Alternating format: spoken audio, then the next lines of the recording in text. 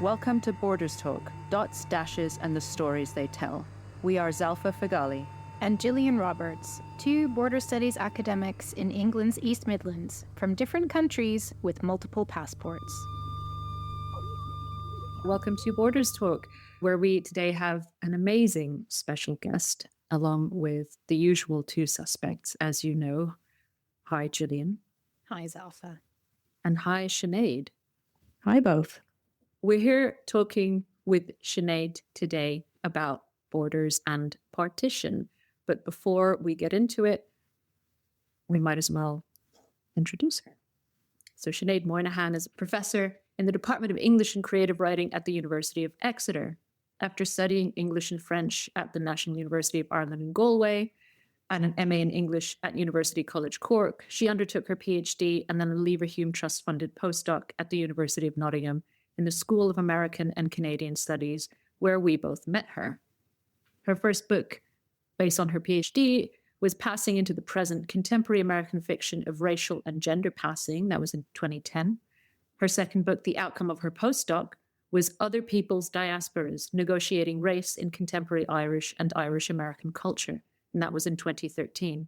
Her third book, Ireland, Migration and Return Migration, The Returned Yank in the Cultural Imagination, 1952 to present, came out in 2019 and won the Michael J. Durkin Prize for Books on Language and Culture, awarded by the American Conference for Irish Studies.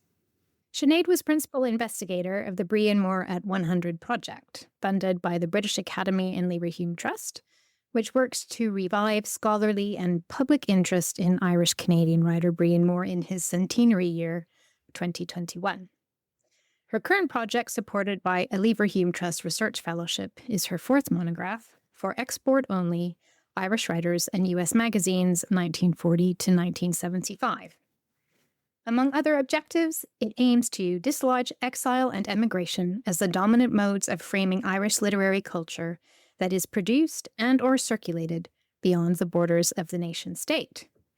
Fun fact, Sinead has not appeared in Hollyoaks, despite reports to the contrary. She is shaking her head right now, as if we should have known this. I'm open to offers. I mean, I had no idea you had not appeared in Hollyoaks, Sinead, so there we are. Hollyoaks. This could be the start of a wonderful new acting career for me. Absolutely. Absolutely. Take us with you. I mean, is Hollyoaks even still a thing? I think you'd probably have to star in a film project to revive it. Thanks so much for joining us on what won't be the hottest day of the year in the UK, but is certainly on its way to being the hottest day of the year, and to talk to us about partition in relation to borders. Now, a lot of your work has focused on migration and narratives of migration and figures like the returned migrant, the returned Yank, for instance. And you're also talking, of course, perhaps especially in your current projects, about modes of cultural production and circulation where international borders are implicated. And we wondered if you could tell us a bit about how you see your work, your prior work and your current work, intersecting with questions of border studies. Yeah, sure. Well, first of all, thank you so much for the invitation to do this podcast. It's a lovely opportunity to talk about my research, but it's an even lovelier opportunity to see and hear you both. So thank you. I guess I'll start at the beginning. So I did my PhD, as you said, which became my first book about narratives of passing. And I remember one of the very earliest exercises I did just after arriving in Nottingham to start my PhD was to write a 3,000-word close analysis of this novel called The House Behind the Cedars by Charles W. Chestnut, which is a novel about racial passing by an African-American writer. And what fascinated me about that novel was that one of the characters discovers that he can be white if he migrates from North Carolina to South Carolina. Wow. So even though a lot of people talk about the one drop rule in relation to kind of US definitions of race and so on, in actual fact, many individual states had much more specific definitions of what constituted whiteness and what constituted blackness. But of course, they weren't consistent. So if you cross that state border, in this case, a neighbouring state, you weren't even passing because you were legally white in the new place. So I was really interested early on in connections between geographical borders and the act of passing, and how the obsessive efforts to police racial boundaries were obviously underpinned by an anxiety that such boundaries were ultimately permeable. Yeah. So that's, I suppose, where my interests started.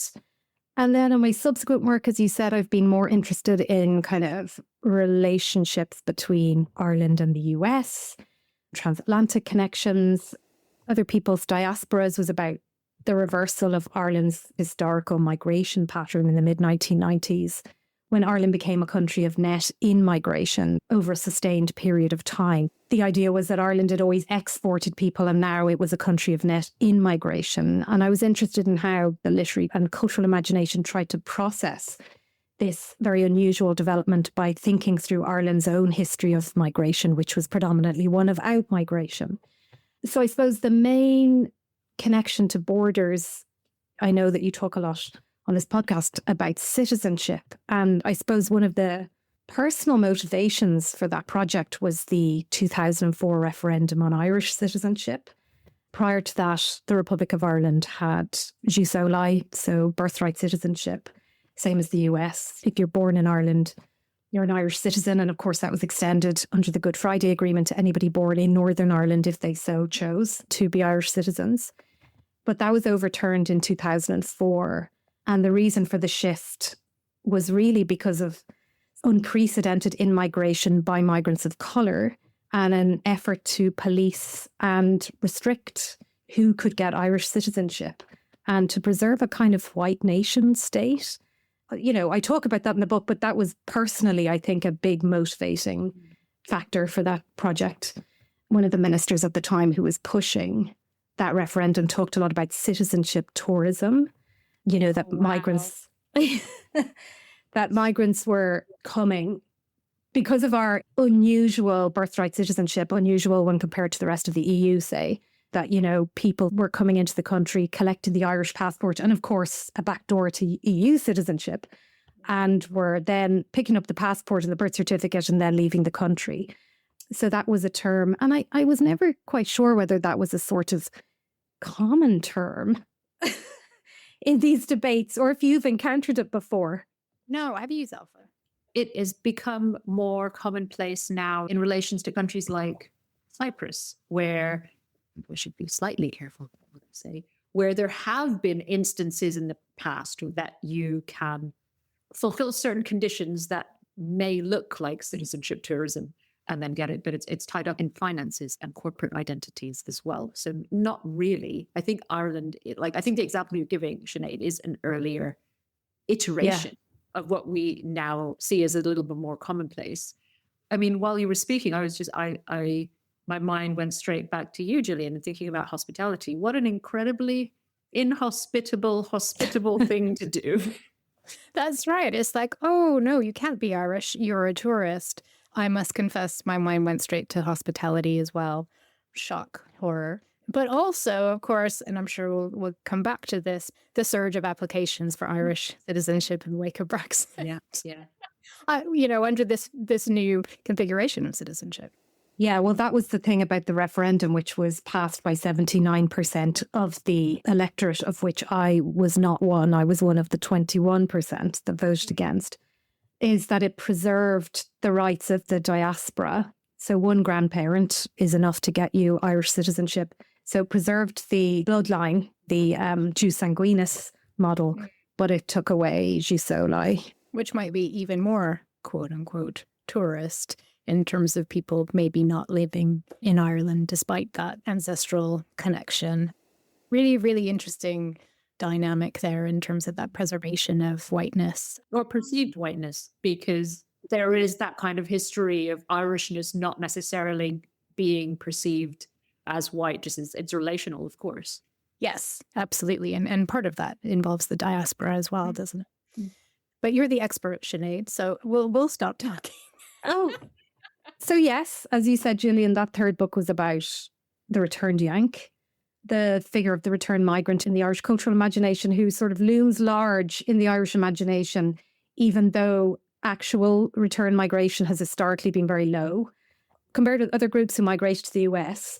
And I suppose I was interested in that figure in terms of borders. I was interested in that figure of the returnee as a sort of a disruptive presence, one that sort of amplifies the idea that you can be Irish, can identify as Irish, but not belong to the nation state, not live in the nation state. Benedict Anderson, a nation is imagined, limited and sovereign, but it isn't limited if you've got an enormous diaspora and lots of people living outside who identify as Irish.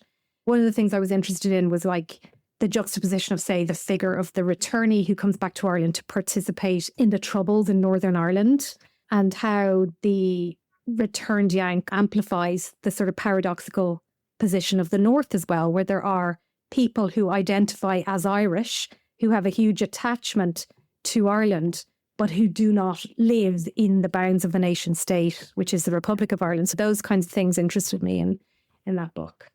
And then this final book, it's not written yet. This is more, getting into the circulation stuff, the kind of stuff, Gillian, you've worked on in the past.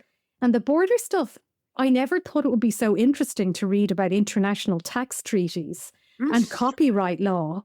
That's how they get you. It's a gateway to border studies, really, isn't it? Totally.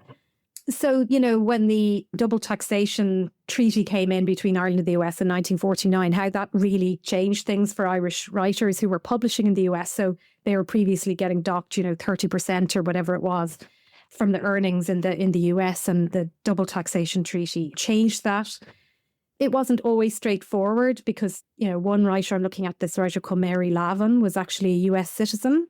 She was born in the US to Irish migrant parents. They moved back to Ireland. They were returned Yanks when she was a child. And so you have all these letters from agents and publishers and editors going, wait, are you a US citizen or an Irish citizen? Because we need to work out how to tax you. And then the other thing, I suppose, is copyright, because I'm interested in magazines. What these writers were essentially selling were first North American serial rights.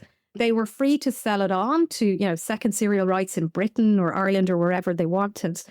But it had to appear, if they sold first North American serial rights, it had to appear first in that location. And sometimes there were issues. There was mix-ups, there was mistakes, there was Irish writers making errors, there was all sorts of stuff that went on. But also the kind of thinking about these jurisdictions, like were you selling world rights? Were you selling Britain and Commonwealth, but of course excluding Canada, because they came under the North American, so it's Britain and Commonwealth except Canada. So all that stuff is, I now find very interesting. I think my proudest moment as an educator was during my postdoc when I was working on my Canada-US border monograph. And I was talking a lot about free trade. And one of my teaching evaluations, I had plenty of not so good teaching evaluations, but one of them said, Gillian makes things that are boring interesting. And I knew they were talking about free trade. I mean, that is the highest compliment. Yeah, I'll take that. I'll write that out for the rest of my career, because I find all that stuff really fascinating as well in cultural production, because sometimes, it becomes really visible in the work in interesting ways, that sort of tension that's being negotiated at the political and economic level. Yeah. You mentioned people in Northern Ireland feeling an attachment to the Republic of Ireland despite living on the other side of the border. And you grew up in the Republic of Ireland. I just wondered, when you were growing up, how much of an awareness did you have of issues surrounding Northern Ireland, the history of partition, the ways in which that was resonating culturally? So a lot of awareness of what was going on. I grew up in the 80s and 90s. And I'd like to say more the 90s than the 80s, but, we can, we'll just leave it, sort of blurry. Time is a patriarchal construct, don't worry. Whatever you need it to be. Let's go with 90s. So, yeah, it was all over the news. So anybody living in Britain and Ireland, and I assume to a lesser extent in other places, but in Britain and Ireland, I think it was very much at the forefront of the news and the stuff going on, especially in the 80s. My parents were born late 40s, early 50s. So my dad would be like 18, 19 when the Troubles started. We never went there on holiday. And they never went to Belfast until after I did. I went in like March 1997 to visit a friend who was studying at Queen's, and they went that summer for the first time. That was there. So I went before they did, because they were just of that generation who were coming of age at the start of the Troubles. And it was like, you just don't go to Northern Ireland. I remember going on a family holiday to County Cavan. And we did go over the border into Enniskillen, which is in County Fermanagh. And it was uneventful, but I do remember the border checks. You know, I do remember armed people at the border. And that was probably my only experience of that, because we just didn't do it. I mean, we went to Donegal as young children. And so they would have crossed a border into and then out of Northern Ireland to get to Donegal. Right. As a shortcut. But I don't have any real memory of that. So I suppose the thing is that although it was very prominent in terms of the media and stuff, it wasn't, people just didn't go. So it was like it was a different country. You would be more likely to go to England or somewhere else than go to Northern Ireland during the 80s and early 90s. So that's really interesting in terms of almost a time lag of the partition itself coming into being in the 1920s. And then it becomes a harder border later on, from what you're describing in terms of your parents' experiences.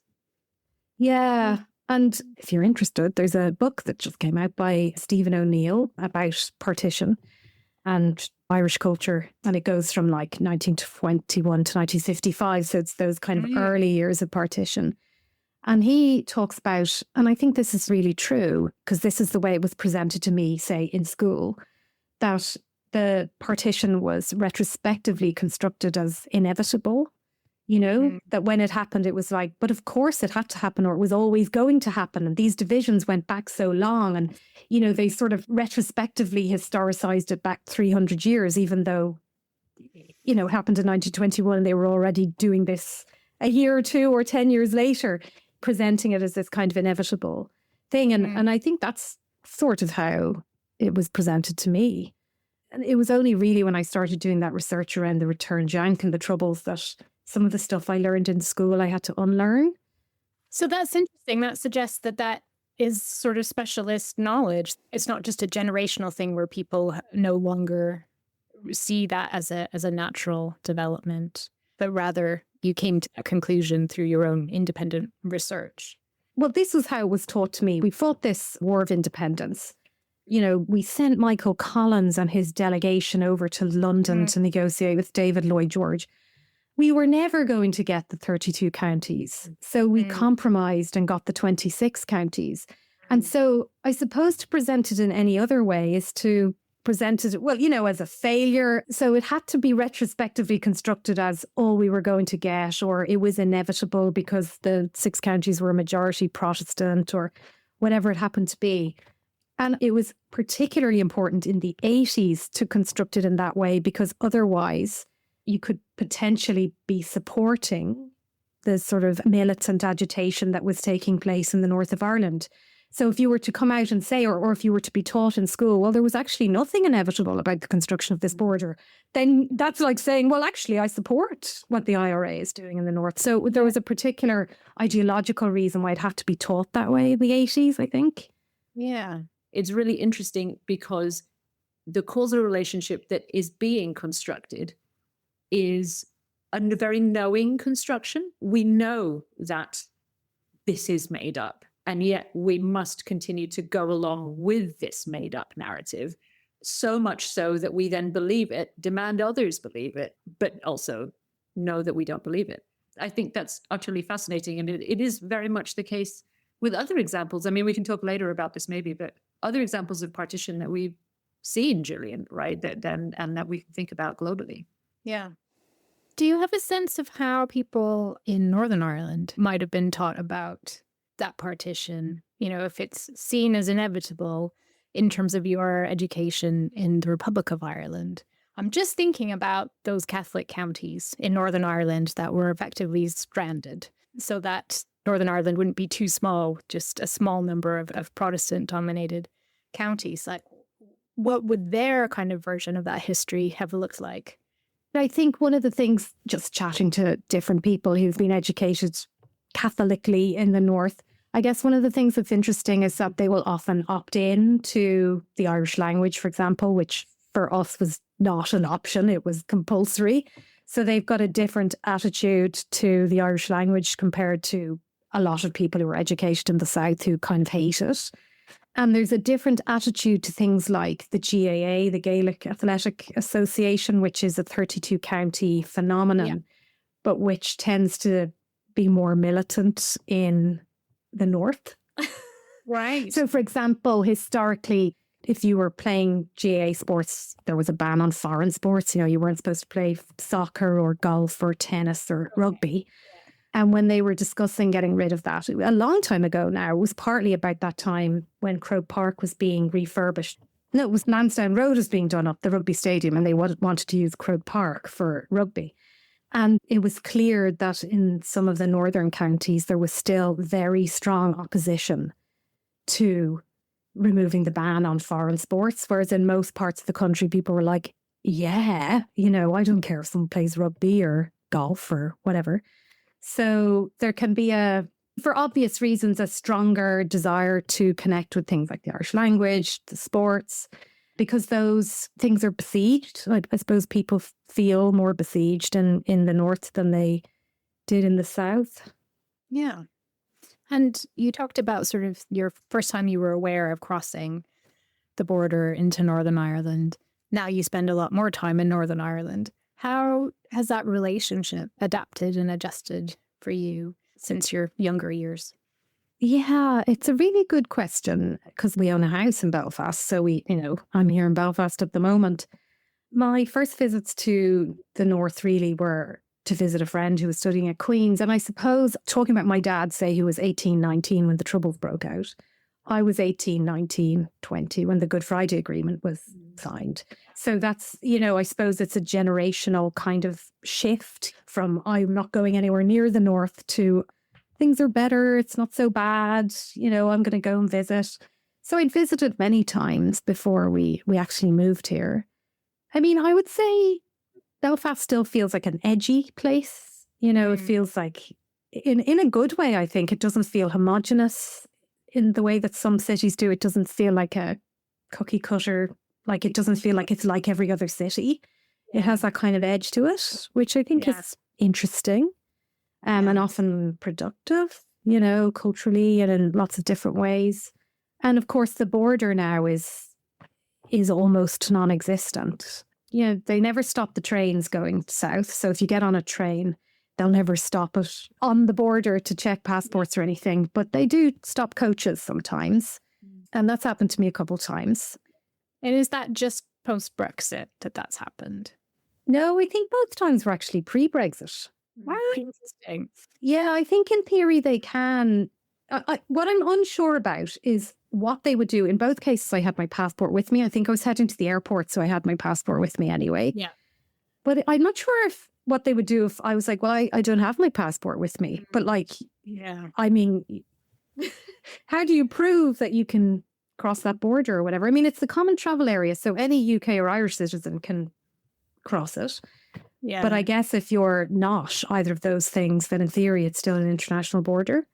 I experienced that. I think I've mentioned that on this podcast, so I'll just say it again very briefly. When I flew from Dublin to Leeds, this is before I was a UK citizen, and almost everyone seemingly getting off that flight were either Irish or British. And then I was sort of holding very timidly my Canadian passport aloft, feeling like I ought to show somebody. And the woman in the airport was just sort of like completely befuddled by it and was sort of like, and she also knew that something should happen with me, and she wasn't entirely sure how to go about managing it, just because there was zero expectation that somebody would have a passport that they needed to show at that point. So it was a very funny moment. Perhaps not for her. Maybe that was the most stressful bit of her day. I don't know. I have heard as well that Fulbright UK tells people that they shouldn't, let's say you get a Fulbright and you're going to be in Belfast, because they always at Queen's, they always have a Fulbright person. I think they do tell them not to enter the country from Dublin. There's some reason they want you entering the UK at a UK port Yeah. airport. I think it messes up all their visas or records or systems. Yeah. If, you were to fly into Dublin, say, and then just take the coach up, they do not want you doing that. I have And heard. is that a post-Brexit thing as well? That is not post-Brexit. I think, again, that's Always just, been the case. Wow. yeah. No, it is really strange. I mean, this isn't as highbrow as a university system. I used to spend a reasonable amount of time in Ireland occasionally. And whenever we landed in Dublin, we'd rent a car. And what we were asked consistently was, will you be going over the border? Because you can't do that with this car. Oh, yeah. Mhm. Yeah. And the first time I said, well, I don't think so, mainly because I didn't know our plans, but we had to kind of declare that we would not be driving over the border, even accidentally, which is something actually that if you live near the border, you may well do so, Oh. Several times a choosing, day. right? Yeah. Yeah, just to get to the supermarket or whatever. So it is a really interesting, I don't know where the line, excusing the pun, I don't know where the line is drawn, even though we do. It's on the maps, Alpha. In the water sometimes, Gillian. Yes, I've definitely had an experience of going over a tiny bridge and finding myself having crossed over. Yeah, that's what it meant.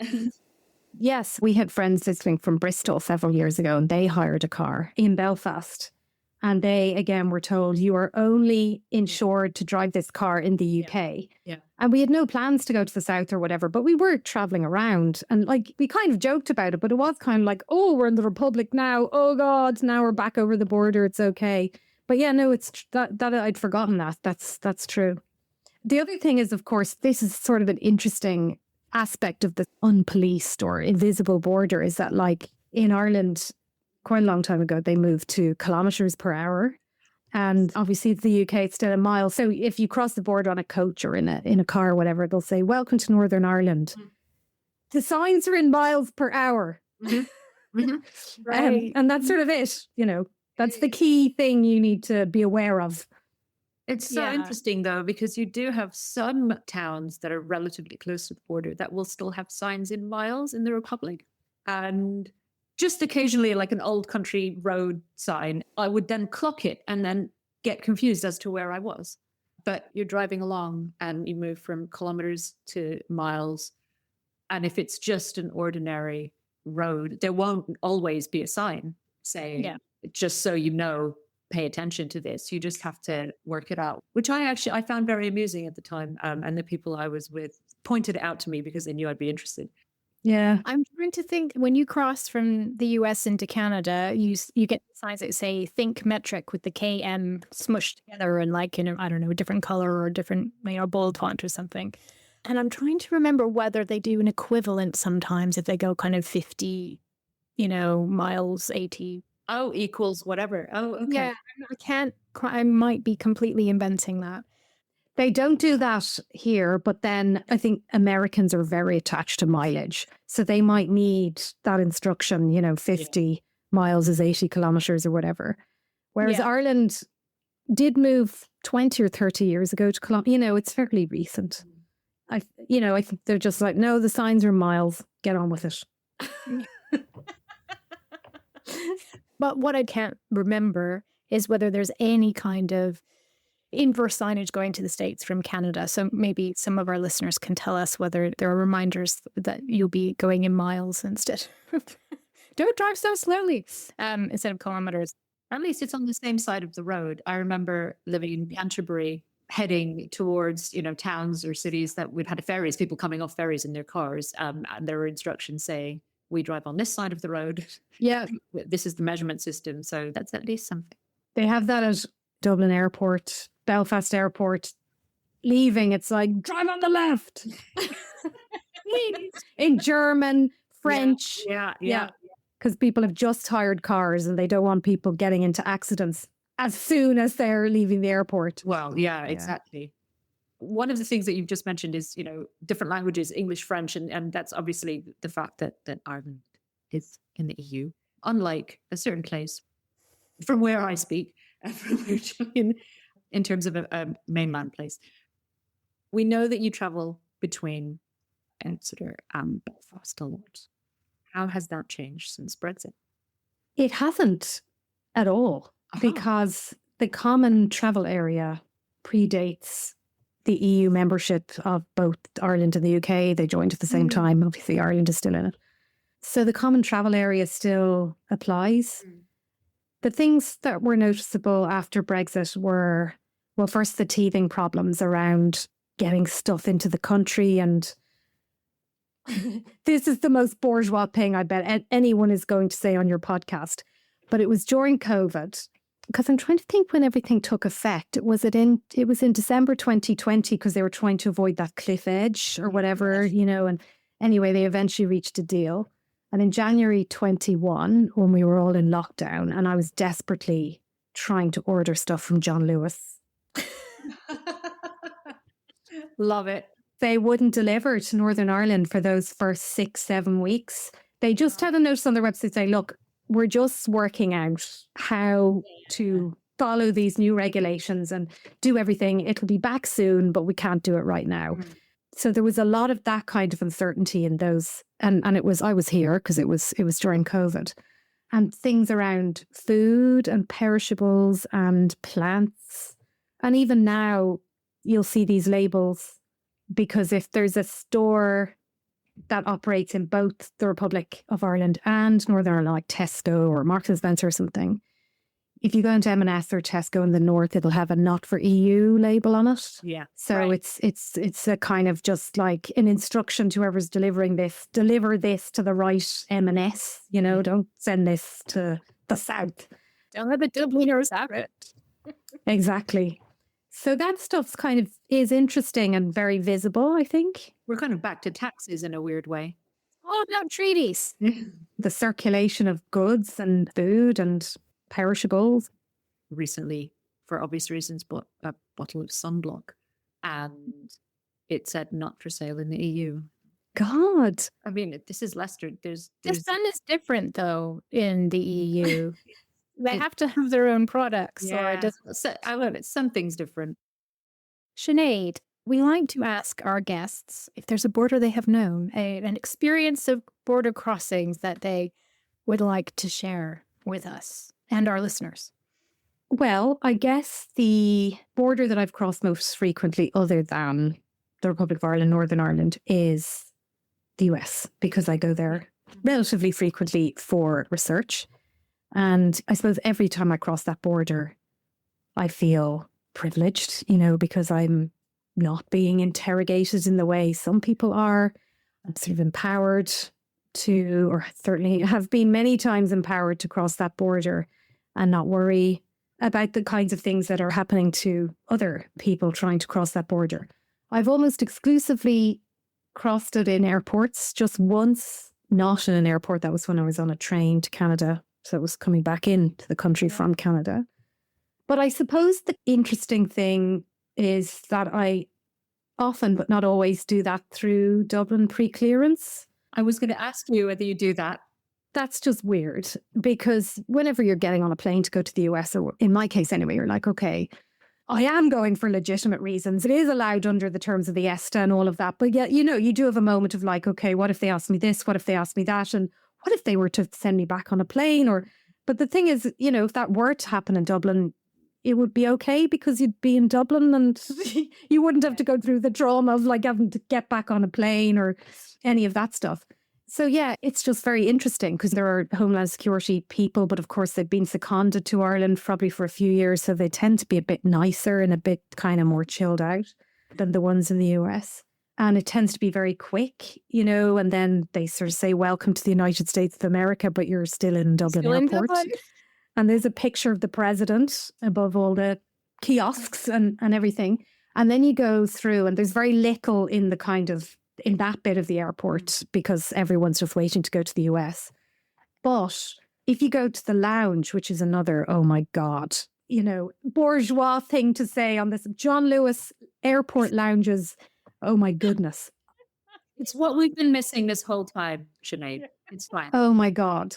If you go in the lounge, there's certain stuff they won't serve, because basically you're officially in the United States of America. So like there's certain like pork products and maybe even dairy things that don't conform to US standards, FDA or whatever standards, so they don't serve them in the lounge.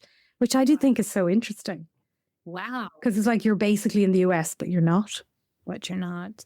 I mean, I've experienced pre-clearance from the Canadian side of the Canada-US border, and I felt that was weird enough. But like, Dublin isn't anywhere near the United States. So I think that must just be even more of a strange, surreal experience, especially that insistence, welcome to America, when you haven't crossed the Atlantic yet.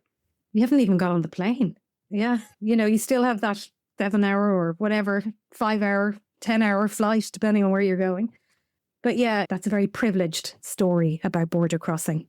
Very much spoken from a position of privilege. Well, thank you for sharing that with us.